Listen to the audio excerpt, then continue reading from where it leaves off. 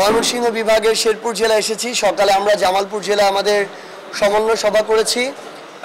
এখন পর্যন্ত বাংলাদেশের প্রায় 55টি জেলা এবং প্রায় 350 উপজেলাতে আমাদের সমন্বয় কমিটি আছে।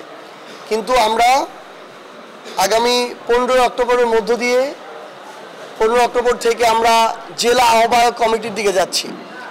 আমরা কেন্দ্রীয় কমিটির পক্ষ থেকে জেলা এবং মহানগরের আহ্বায়ক কমিটি ঘোষণা করব। তারা পর্যায়ক্রমে তাদের অধস্তন যে ইউনিটগুলো উপজেলা, ইউনিয়ন, ওয়ার্ড এগুলোর আহ্বায়ক কমিটি গঠন করবে।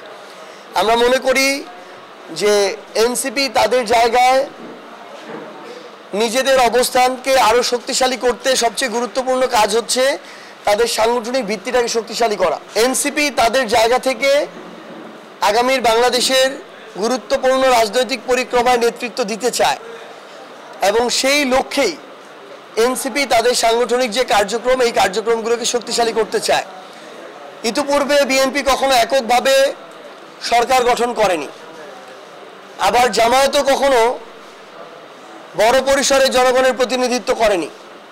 সেই জায়গায় আমরা মনে করি যে এনসিপি এবার এবং আগামী নির্বাচনে গুরুত্বপূর্ণ সিদ্ধান্ত গ্রহণকারীর ভূমিকায় থাকবে যে কারা আগামীতে বাংলাদেশের সরকার গঠন করবে। যদি কেউ পরিবর্তনের কমিটমেন্ট দিতে পারে এবং কাজে সেটা প্রমাণ করার মতো তারা ওইটুকু কমিটমেন্ট শো করে দেখায়, তাহলে এনসিপি সময়ের বিবেচনায় দেশের প্রয়োজনে ইলেকটোরাল অ্যালায়েন্সের দিকে যেতে পারে।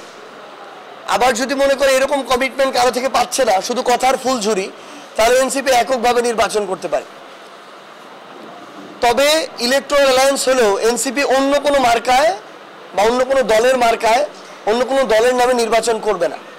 যেটা আমরা ইতিপূর্বে একবার দেখেছিলাম যে জামায়াত কিন্তু বিএনপির মার্কা নিয়ে নির্বাচন করেছিল। আমাদের যদি এটা হয় ইলেকটোরাল অ্যালায়েন্স, আমরা এনসিপি হিসেবেই নির্বাচন করব এবং আমরা আমাদের শাপলা প্রতীকে নির্বাচন করব।